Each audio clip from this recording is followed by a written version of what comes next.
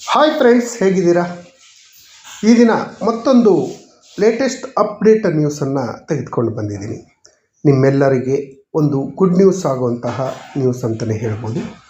ರಾಜ್ಯದ ಪ್ರತಿಯೊಬ್ಬ ನಿವೃತ್ತ ಸರ್ಕಾರಿ ನೌಕರರು, ಪಿಂಚಣಿದಾರರು, ಕುಟುಂಬ ಪಿಂಚಣಿದಾರರಿಗೆ ಪ್ರತಿಯೊಬ್ಬರಿಗೂ ಯೂಸ್ಫುಲ್ ಆಗುವಂಥ ಇನ್ಫಾರ್ಮೇಷನು. ನಿಮಗೆಲ್ಲರಿಗೂ ಗೊತ್ತಿರ್ಬೋದು, ಕೊರೋನಾ ಕಾಲದಲ್ಲಿ ಏನು ಬಾಕಿ ಉಳಿಸ್ಕೊಂಡಿದ್ದಂಥ 18 ಮಂತ್ಸ್ DA 18 ತಿಂಗಳ DA ಬಾಕಿ ಸಿಗುವ ಬಗ್ಗೆ ಒಂದು ಶುಭ ಸೂಚನೆ ಸಿಕ್ಕಿದೆ. ರಾಜ್ಯ ಸರ್ಕಾರ ಹಾಗೂ ಕೇಂದ್ರ ಸರ್ಕಾರ ಯಾವಾಗ ನಮಗೆ 18 ತಿಂಗಳ DAಯನ್ನು ಕೊಡ್ತಾರೆ, ಇದರಿಂದ ನೌಕರರಿಗೆ ಹಾಗೂ ಪಿಂಚಣಿದಾರರ ಸ್ಯಾಲ್ರಿ ಹಾಗೂ ಪೆನ್ಷನ್ ಮೇಲೆ ಆಗುವಂಥ ಎಫೆಕ್ಟ್ ಏನು, ಹೈಕ್ ಎಷ್ಟು ಅನ್ನೋದ್ರ ಬಗ್ಗೆ ವಿವರವಾದ ಮಾಹಿತಿಯನ್ನು ಕೊಡ್ತೀನಿ. ಈ ಮಾಹಿತಿಯನ್ನು ಕೊಡೋದಕ್ಕಿಂತ ಮುಂಚಿತವಾಗಿ ಹೊಸ ಯೂಟ್ಯೂಬರಿಗೆ ನಿಮ್ಮ ಬೆಂಬಲದ ಅವಶ್ಯಕತೆ ಇದೆ. ದಯವಿಟ್ಟು ಕೆಳಗಡೆ ಕಾಣ್ತಾರಂಥ ಸಬ್ಸ್ಕ್ರೈಬ್ ಬಟನನ್ನು ಒತ್ತಿ, ಬೆಲ್ ಐಕನನ್ನು ಕ್ಲಿಕ್ ಮಾಡಿ, ಆಲ್ ಅಂತ ಮಾಡಿ. ನಿಮ್ಮ ಎಲ್ಲ ಇನ್ಫಾರ್ಮೇಷನ್ಗಳನ್ನು ನಿಮಗೆ ಕೊಡುವಂಥ ಕೆಲಸವನ್ನು ಖಂಡಿತವಾಗಿಯೂ ಮಾಡ್ತೀವಿ. ಸ್ನೇಹಿತರೆ, ಸರ್ಕಾರಿ ನೌಕರರು ಅಂದರೆ ಒಂಥರ ತ್ಯಾಗಮಯಿಗಳಿದ್ದ ಹಾಗೆ. ಯಾಕೆ ಅಂತ ಹೇಳ್ಬೋದು, ಬೇರೆ ಯಾರೇ ಕೂಡ ತಮಗೆ ಬರಬೇಕಾದಂತಹ ಹಣ ಇರ್ಬೋದು, ಸವಲತ್ತುಗಳನ್ನು ಬಿಟ್ಕೊಡೋಕ್ಕೆ ಒಪ್ಪೋದಿಲ್ಲ. ಆದರೆ ದೇಶ ಅಂತ ಬಂದಾಗ ಸರ್ಕಾರಿ ನೌಕರರು ದೇಶದ ಆರ್ಥಿಕತೆ ಹಾಗೂ ರಾಜ್ಯದ ಆರ್ಥಿಕತೆಯನ್ನು ಉತ್ತಮವಾಗಿಡಬೇಕು ಅನ್ನೋ ಉದ್ದೇಶಕ್ಕಾಗಿ ತಮಗೆ ಬರಬೇಕಾಗಿರೋಂಥ ಸಾವಿರಾರು ರೂಪಾಯಿ ಹಣವನ್ನು ಬಿಟ್ಕೊಟ್ಟು 5 ವರ್ಷಗಳಿಂದ ಆ ಹಣಕ್ಕಾಗಿ ಜಾತಕ ಪಕ್ಷಿಗಳಂತೆ ಕಾಯ್ತಾ ಇದ್ದಾರೆ. ನಿಮಗೆಲ್ಲರಿಗೂ ಗೊತ್ತಾಗಿರ್ಬೋದು ಆಲ್ರೆಡಿ. ಯಾವ ವಿಚಾರಕ್ಕೆ ನಾನು ಹೇಳ್ತಾ ಇದ್ದೀನಿ ಅಂದರೆ, 2020ರಲ್ಲಿ ಹಾಗೂ 2021ರಲ್ಲಿ ಮಹಾಮಾರಿ ಕೊರೋನಾ ದೇಶಕ್ಕೆ ಅಪ್ಪಳಿಸಿತ್ತು. ಲಾಕ್ಡೌನ್, ಇಡೀ ದೇಶ ಎಲ್ಲ ಲಾಕ್ಡೌನ್ ಆಗಿತ್ತು. ಆ ಸಮಯದಲ್ಲಿ ಏನು ಸರ್ಕಾರಿ ನೌಕರರಿಗೆ ಬರಬೇಕಾದಂಥ DAಯನ್ನು ಕೊಟ್ಟಿರಲಿಲ್ಲ. ನಾವು ಸರ್ಕಾರಿ ನೌಕರರು ಕೇಳಕ್ಕೆ ಹೋಗಿರಲಿಲ್ಲ. ಏನಕ್ಕೆ ಅಂತ ಹೇಳಿದ್ರೆ, ದೇಶದ ಆರ್ಥಿಕತೆ ಪಾತಾಳಕ್ಕೆ ಇಳಿದು ಹೋಗಿತ್ತು. ಇಂಥ ಸಮಯದಲ್ಲಿ ನಮಗೆ ಬರಬೇಕಾದಂತಹ DA ಕೊಡಿ, ಆ ಸವಲತ್ತು ಕೊಡಿ ಅಂತ ಕೇಳೋದು ಮಾನವೀಯತೆಯೂ ಅಲ್ಲ. ಆಗ ಉದ್ದೇಶಕ್ಕಾಗಿ ಸರ್ಕಾರಿ ನೌಕರರು, ನಿವೃತ್ತ ಸರ್ಕಾರಿ ನೌಕರರು, ಪಿಂಚಣಿದಾರರು, ಕುಟುಂಬ ಪಿಂಚಣಿದಾರರು ತಮಗೆ ಬರಬೇಕಾದಂಥ 18 ತಿಂಗಳ DAಯನ್ನು ಸ್ಯಾಕ್ರಿಫೈಸನ್ನು ಮಾಡಿದರು. ಈಗ ದೇಶದ ಆರ್ಥಿಕತೆ ಉತ್ತಮವಾಗಿದೆ. GDPಯಲ್ಲಿ ಪ್ರಪಂಚದಲ್ಲೇ ನಂಬರ್ 1 ಆಗಿ ನುಗ್ತಾ ಇದ್ದೀವಿ. ರಾಜ್ಯದ ಆರ್ಥಿಕತೆಯೂ ಚೆನ್ನಾಗಿದೆ. ಕಷ್ಟದಲ್ಲಿ ಇನ್ನೊಬ್ಬರಿಗೆ ನಾವು ಸಹಾಯ ಮಾಡಿದಾಗ ಅವರ ಕಷ್ಟವನ್ನು ತೀರಿದ ಮೇಲೆ ಮತ್ತೆ ಸಹಾಯ ಮಾಡೋದು ಮನುಜ ಸಹಜ ಗುಣ. ಸರ್ಕಾರ ಕಷ್ಟದಲ್ಲಿದ್ದಾಗ ಸರ್ಕಾರಿ ನೌಕರರು, ನಿವೃತ್ತ ಸರ್ಕಾರಿ ನೌಕರರು, ಪಿಂಚಣಿದಾರರು ಅವ್ರಿಗೆ ಸಹಾಯ ಮಾಡಿದ್ದೀವಿ. ಹಾಗಾಗಿ ಈಗ ಸರ್ಕಾರ ಉತ್ತಮ ಪರಿಸ್ಥಿತಿಯಲ್ಲಿದೆ. ಹಾಗಾಗಿ ಸರ್ಕಾರ ನೌಕರರು, ಪಿಂಚಣಿದಾರರಿಗೆ ಬಾಕಿ ಇರುವಂಥ 18 ತಿಂಗಳ DAಯನ್ನು ತಕ್ಷಣ ಕೊಡುವಂಥ ವ್ಯವಸ್ಥೆಯನ್ನು ಮಾಡಬೇಕು ಅಂತ ಹೇಳಿ ಕಳೆದ 4 ವರ್ಷಗಳಿಂದ ಸತತ ಹೋರಾಟವನ್ನು ಮಾಡ್ತಾ ಇದ್ದೀವಿ. ಸರ್ಕಾರಗಳಿಗೆ ಮನವಿಯನ್ನು ಕೊಡ್ತಾ ಇದ್ದೀವಿ.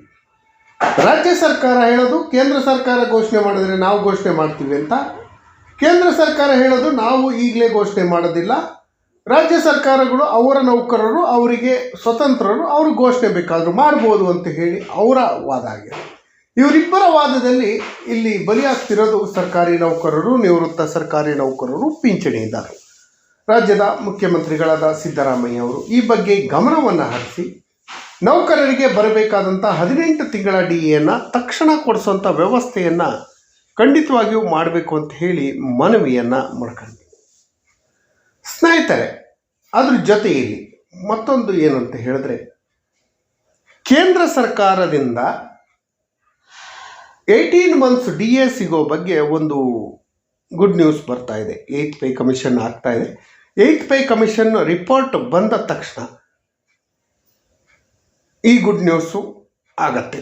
ಈ ಗುಡ್ ನ್ಯೂಸ್ ಬಂದಂತಹ ಸಮಯದಲ್ಲೇ ರಾಜ್ಯ ಸರ್ಕಾರ ಕೂಡ ಕೇಂದ್ರ ಸರ್ಕಾರ ಯಾವ ರೀತಿ ಗುಡ್ ನ್ಯೂಸ್ ಕೊಡುತ್ತೋ ಅದೇ ಗುಡ್ ನ್ಯೂಸನ್ನು ರಾಜ್ಯದ ಸರ್ಕಾರಿ ನೌಕರರು, ನಿವೃತ್ತ ಸರ್ಕಾರಿ ನೌಕರರು, ಪಿಂಚಣಿದಾರಿಗೂ ಕೂಡ ಕೊಡುತ್ತೆ ಅನ್ನೋ ಒಂದು ಭರವಸೆ ಖಂಡಿತವಾಗ್ಲೂ ಇದೆ. ಈಗ ನಡೀತಾ ಇರೋಂಥ ಒಂದು ವಿದ್ಯಮಾನ ಏನು ಅಂದರೆ, ದೇಶದಲ್ಲಿ ಅಖಿಲ ಭಾರತ ಕೇಂದ್ರ ಸರ್ಕಾರಿ ನೌಕರರ ಒಕ್ಕೂಟ ಹಾಗೂ ಅಖಿಲ ಭಾರತ ನಿವೃತ್ತ ಕೇಂದ್ರ ಸರ್ಕಾರಿ ನೌಕರರು ಹಾಗೂ ಪಿಂಚಣಿದಾರರ ವೇದಿಕೆ ವತಿಯಿಂದ ನಮಗೆ ನ್ಯಾಯಯುತವಾಗಿ ಬರಬೇಕಾಗಿರುವಂಥ 18 ತಿಂಗಳ DAಯನ್ನು ಕೊಡಬೇಕು ಅಂತ ಹೇಳಿ ಸರ್ಕಾರದಲ್ಲಿ ಮನವಿಯನ್ನು ಮಾಡ್ಕೊಂಡಿದ್ದಾರೆ. ಕೇಂದ್ರ ಸರ್ಕಾರಕ್ಕೆ, ಕೇಂದ್ರ ಹಣಕಾಸು ಸಚಿವಾಲಯಕ್ಕೆ, ಸಿಬ್ಬಂದಿ ಹಾಗೂ ಆಡಳಿತ ಸುಧಾರಣೆ ಇಲಾಖೆ, ಮಾನವ ಸಂಪನ್ಮೂಲ ಇಲಾಖೆಗೂ ಕೂಡ ಮನವಿಯನ್ನು ಮಾಡ್ಕೊಂಡಿದ್ದಾರೆ. ಅದ್ರ ಜೊತೆಯಲ್ಲಿ ವಿರೋಧ ಪಕ್ಷದ ನಾಯಕರು ಹಾಗೂ ಸಂಸದರು ಪ್ರತಿಯೊಬ್ಬರಿಗೂ ಕೂಡ ಮನವಿಯನ್ನು ಮಾಡಿದ್ದಾರೆ. ಈ ಮನವಿಗೆ ಹೋಗುಟ್ಟಂಥ ಸರ್ಕಾರ ಇದೇ ಜುಲೈ ತಿಂಗಳಲ್ಲಿ ಮಳೆಗಾಲದ ಅಧಿವೇಶನ ನಡೆಯುತ್ತೆ, ಪಾರ್ಲಿಮೆಂಟ್ ಅಧಿವೇಶನ ನಡೆಯುತ್ತೆ. ಇಂತಹ ಸಂದರ್ಭದಲ್ಲಿ ಸರ್ಕಾರಿ ನೌಕರರಿಗೆ ಹಾಗೂ ನಿವೃತ್ತ ಸರ್ಕಾರಿ ನೌಕರರಿಗೆ ಬಾಕಿ ಇರುವಂಥ 18 ತಿಂಗಳ DAಯನ್ನು ಖಂಡಿತವಾಗ್ಲೂ ಅನೌನ್ಸ್ ಮಾಡುತ್ತೆ ಅನ್ನೋ ಒಂದು ಹಿಂಟ್ ಸಿಗ್ತಾ ಇದೆ. ಹಾಗಾಗಿ ಕೇಂದ್ರ ಸರ್ಕಾರ ಆದಷ್ಟು ಶೀಘ್ರದಲ್ಲೇ ಜೂನ್ ಅಥವಾ ಜುಲೈ ತಿಂಗಳಲ್ಲಿ ತನ್ನ ನೌಕರರು, ಪಿಂಚಣಿದಾರರು ಹಾಗೂ ಕುಟುಂಬ ಪಿಂಚಣಿದಾರರಿಗೆ ಬಾಕಿ ಇರುವಂಥ 18 ತಿಂಗಳ DAಯನ್ನು ಕೊಡುವಂಥ ಚಾನ್ಸಸ್ ಇದೆ. 18 ತಿಂಗಳ DA ಅಂದರೆ ಎಷ್ಟು ಸಿಗ್ಬೋದು? ಉದಾಹರಣೆಗೆ ವರ್ಷಕ್ಕೆ 2 ಬಾರಿ DAಯನ್ನು ಕೊಡ್ತಾರೆ.